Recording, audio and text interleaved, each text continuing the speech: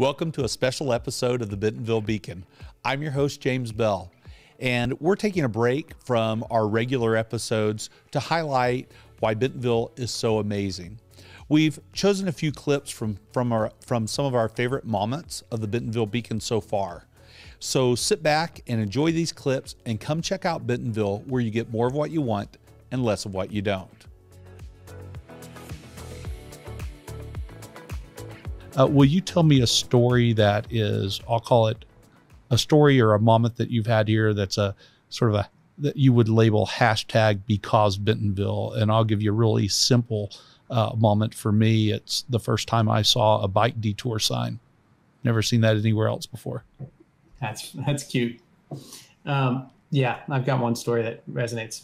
So a couple of years ago, I was in town, and I had to fly out, I think, back to California, and I was going through XNA, and I was late for my flight, and I had a rental car, and I was ripping through, kind of on my way through the rental car facility, and I kind of parked real quick, grabbed my bag, and I'm doing my 100-meter dash to the security gate to go through the X-ray machine, and I put my bag through the X-ray machine, and I pull out all the stuff out of my pocket, and I realize I've got the car keys to the rental car in my hand.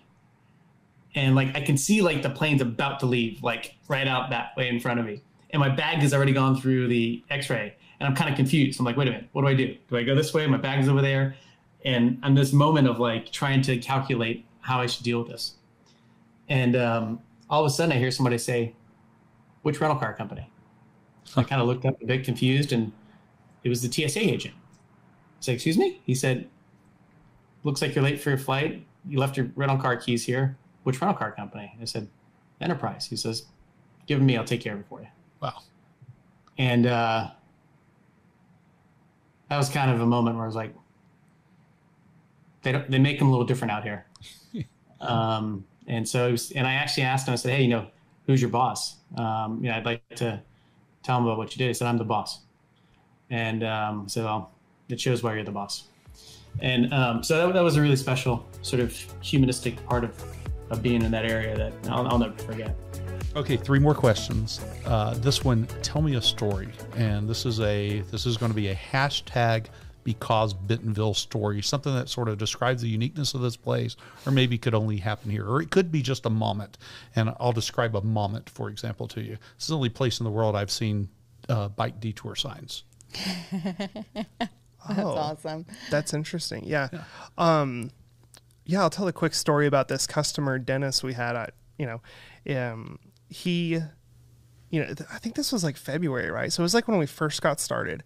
So anyways, the guy kind of hit me up, and he was like, hey, I'm looking at one of these electric mountain bikes. And I guess, so all the viewers know, one of the unique things about our area is that I think it's Benton and Washington County, right? That's who actually put the regulation in place. But we can have electric mountain bikes, like Class 1 electric mountain bikes, on our off-road trails, which is somewhat unique compared to a lot of like Western mountain biking destinations. So anyways, this guy calls me up, and he's like, hey, I want to ride one of these electric mountain bikes. Like, my doctor, I had all these like heart surgeries, and like, he's like, oh yeah, I like had this horrible heart attack, and I was like dead for like 5 or 6 minutes, and like basically, long story short, this guy's just like opening up to me about all his personal medical conditions on this first phone call I have with him. But it was really cool, because what impressed me so much was I was able to get this guy out on an e-bike. He hadn't ridden a mountain bike in a little while, and like, had basically like not really a great chance at like going back out mountain biking, so to speak. And he's like, hey, with the electric, I can get back out there and, keep my heart rate low enough and all that kind of stuff. And that really just like impressed me about the kind of the accessibility and like utility that like our trails have. Because we're like totally open to that. Like we're very accepting of people that like, can't necessarily do what like, I guess your average mountain biker can. So I think that's really cool about this area. Even I think we were talking about JP a second ago with the adaptive trails too, which is quite unique. Being able to have adaptive trails so that the trike bikes can go out there, it's an amazing idea. And it's not that much harder to cut an extra 6 inches of dirt. So Yeah, absolutely. I think it's pretty neat that folks here hired him to basically come right around the trails and help figure it out and make sure that they're accessible to everybody. I mean, and that accessibility extends well beyond adaptive bikes. It extends to people's backyards, right? Wherever you live in Bentonville, there's a good chance you're a few hundred yards from a trail at most, especially in some parts of town, which is something you probably won't find in most places. And as you mentioned earlier, Morgan, the having the ability to go to some places and there's every type of trail where folks can start off together and end together at completely different skill levels and have just as much fun. I mean, it's amazing. Tell me a story. We'll call this a hashtag because Bentonville story, something that perhaps could only happen here or is unique here. I mean, you can tell a story or a moment. The moment I cite most often because it's quick is Bentonville's the only place I've ever seen a bike detour sign. Yeah. That's hashtag because Bentonville. Very much. Yeah. I think there's a lot of them.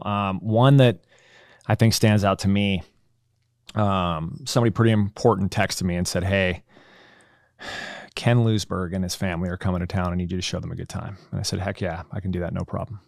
Who is Ken Lewisberg? And it turns out Ken's the CEO of SRAM. Oh, wow. And so pretty daunting. You know, that's a big company. And I meet Ken, I meet his family, just awesome. Like just incredible people. And we go on a ride. I got to show him the town. We go on a 2.5 hour ride. And there was this moment where we're going all over. We're probably 90 minutes in and Ken's just shaking his head, you know, a guy that's been everywhere riding bikes and he just can't believe it. Well, we come to this spot on All American. And as we ride up, there's a couple young kids there and they're talking about how big they're sending it on these jumps. And I roll up, I'm like, hey, what's up, kids? And they're like, oh, hey, man, what's happening? And then one of these kids stops and he looks at me and he locks eyes with me. And then his dad's next to him and he turns his head, but he keeps his eyes right on mine. And he says, Dad, is that who I think it is? And his dad whispers to him, well, why don't you ask him? And he's looking at me and he goes, are you Rich Drew? And I said, yeah, I am. What's your name? And he said, I'm Solomon. And we had this conversation with his dad, and his dad said, you know, COVID hit and I'm a single dad. You know, I have him and his brother. I don't know what we're going to do. And just all of a sudden on our radar mountain bikes popped up. And so I went to YouTube to try to figure out, how do I do this? How do I get into this? And he said, man, I found your videos. And he said, it's been incredible how much you've helped guide us through this mountain bike journey. And then, well, we had to make the pilgrimage to Bentonville. Wow. So he said, we're here because of your videos. So thank you so much. And it was crazy because in that moment, what I said to him was, you know, all I did was highlight what so many amazing people have poured into. The amount of people that have put effort into making this place what it is, to be able to showcase that and have people like him and his kids see it and come here. It's a true honor. It's a responsibility that I relish. But then to do that with the CEO of one of the largest bike companies there, and he got a kick out of it. He thought it was cool. So yeah, I don't know of many more because Bentonville moments than that. I mean, it was cool. And there's a lot of them, but that was a great one. That's one that stands out a lot. That one gave me a little goosebumps. I like that. All right. That would be because Bentonville for sure. I'll share a story. This is part of what Swim Oz does. We have a masters team, which is our 18 and over, and then we do our weekly open water swims Wednesday nights, 6 p.m. Highway 12 boat ramp. It's a real fancy address, but it gets the job done, and we get to go out and play in the lake every Wednesday, April through September, which is fantastic. But that crossroads, right? Our masters team only practices at the Walton Life Fitness Center. So that kind of excludes a handful of folks, which is fine. Not a problem. But I had the opportunity to have one of our swimmers. His name is Liam, and he has Down syndrome, and he is on our masters team. Wow. And great kid. I actually took a selfie with him this morning for a separate reason, but he is a great swimmer and had been missing the competitive aspect of swimming for a while, just because we all had been. And his mom signed him up to participate with our master's program. And through the course of chatting with him and his mom and getting to know them and kind of a little bit of his story, I was like, he swims the 500-yard freestyle for his Special Olympics games, and he could totally come out and swim the mile. Like we did a kind of a test run event last year to see if the Oz Mile would work and whatnot. And it was about maybe 2 weeks before that race. And I, started chatting with him, and he was like, I want to do that. I'm like, okay, well, nice. Let me chat with your mom. I'll give her the info, and had a conversation with her. And it was, now fast forward 3 or 4 days, we're now the week of the event. And she's like, Liam wants to race in the event. Is that like, is that going to be okay? Is that a thing that we can do? I'm like, oh yeah, we can totally do that. Let's bring him out to our Wednesday night swim and first of all, see how he does in the lake. Because remember, it's very different lake swimming versus pool swimming. And he came out and had a great time. And it was hard. It was challenging. I think it was maybe more challenging for mom sitting on the shore than it was for Liam in the water. But he loved it and was encouraged by the other swimmers that were there. And the piece of having a challenge set forth in front of him and him going, yeah, I want to do that. I want to give that a try. And he did. And he was super successful and came out to the race some 4 days later and got started and kind of had a moment. He was like, why am I not up there with all the rest of the swimmers? Because we started in waves as opposed to one big mass start. And so he was towards the back and was, somewhat challenged by that. And my husband had a little motorized boat and picked up his dad and went out, and they talked to him for a little bit and talked him into continuing on. And he did, and he finished, and he's like, okay, when's the next one? And he's ready for more. And he'll actually be starting, I think they're going to come out this week to start swimming again. And it's moments like that where different parts can intersect and can expose you to seeing something for the first time in a different way that you kind of forget about, I feel like, unless you're in this area. And there are probably another half a dozen stories at least that are similar to that, where somebody is like, that's out my comfort zone. No, thank you. But it's through the course of continuing conversations that they decide that, okay, I'll give it a try, and then decide they love it and are happy to do it and want to come back for more.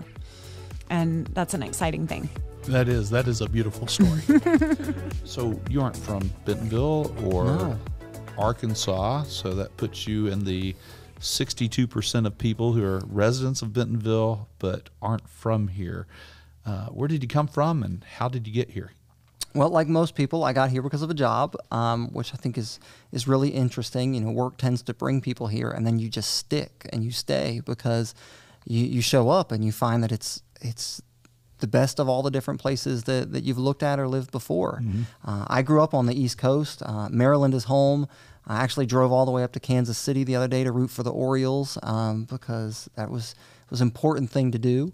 But yeah, that's sort of where I was for most of my life, is somewhere on the East Coast, in Richmond, Virginia for a while, near the Outer Banks in North Carolina, a little bit of time in upstate New York. And a job led us out this way, and we visited, I think, once. And from the moment we got here, checked out the town, we just knew it was going to be the perfect fit. We've been here about 4 years now, so it's been great. Very cool. What's been the most surprising thing about Bentonville? When you move somewhere, you move with some hopes and expectations for what the local area will be like. We knew what we'd seen on paper and what we'd seen on a screen. And then to really come and experience it in person, it just blew away even our wildest expectations. It's unique. Of all the places that we've lived, we've been everywhere from small towns to bigger cities. Never been somewhere quite just riding the boom the way that Northwest Arkansas is. And that just adds a whole different dynamic to everything. Local arts and culture, the economy, the educational system, it's all like the perfect mix for young professionals, for people with kids. It's just more than we could ever hope or dream for. And that's why we swear we're never leaving. Same here.